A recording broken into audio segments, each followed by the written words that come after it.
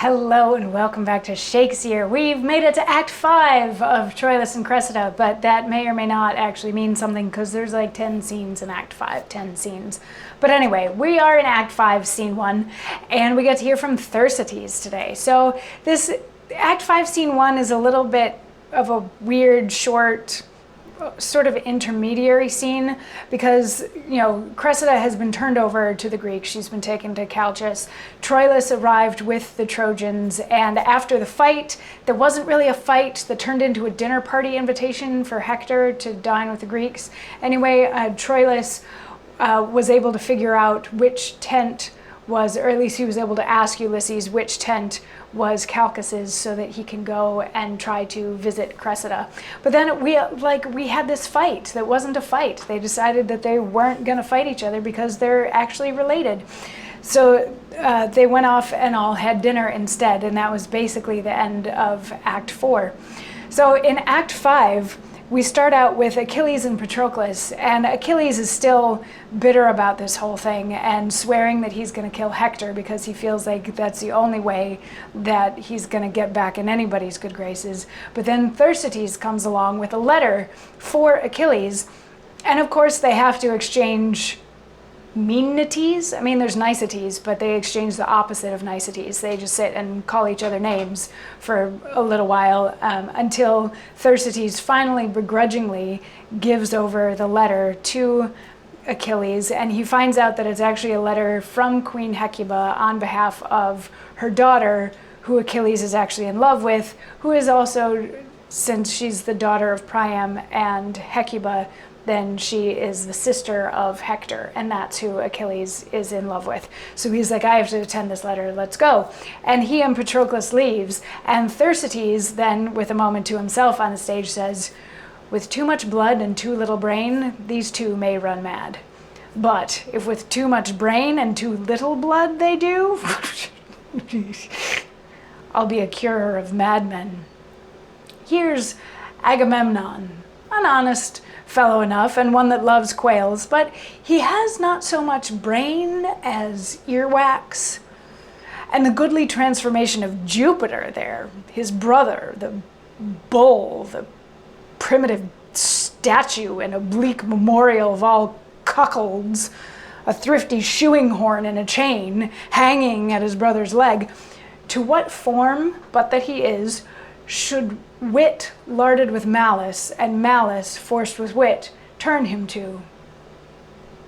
To an ass were nothing. He is both ass and ox. To an ox were nothing. He is both ox and ass. To be a dog, a mule, a cat, a fichu, a toad, a lizard, an owl, a puttock, or a herring without a row, I would not care. But to be Menelaus, I would conspire against destiny. Ask me not what I would be if I were not Thersites, for I care not to be the louse of a lazar, so I were not Menelaus. Hoy day, spirits and fires. So most of this is just him being mean. First of all, he's saying that Achilles and Patroclus are a couple of idiots, and then he starts making fun of Agamemnon, saying that he doesn't have a brain, he has a lump of earwax in his head instead, and then he continues on with what a moron Achilles is and what a moron Ajax is, and he's being Thersites, just being mean and making fun of everyone around him. But what I think is interesting in this speech is at the end of it, where he says that he would conspire against destiny to become Menelaus. He'd like to be king, is what that says to me, he's saying.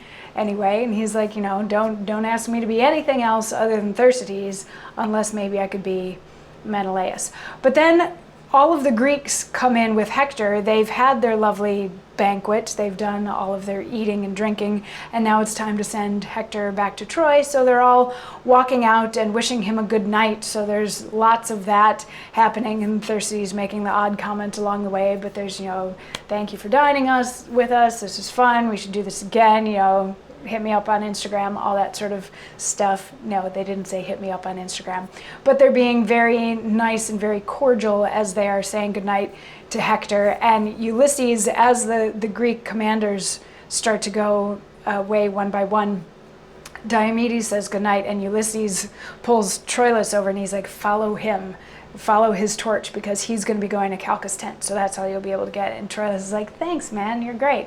So Diomedes leaves with Troilus and Ulysses following behind, and all the rest of the crowd disperse, but Thersites is left to have one more little, I hate all of these people, they're terrible, terrible people, scumbags moment. That's not quite long enough to qualify for a monologue, but he does get to spew a little bit more vitriol before the scene ends. And then the scene ends. So yeah, that's it. It's not a scene that advances a whole lot of plot aside from Achilles receiving this letter from the woman that he loves, who happens to be Hector's sister, and Troilus now is going to find the tent where Cressida is. He's stalking Diomedes to get there.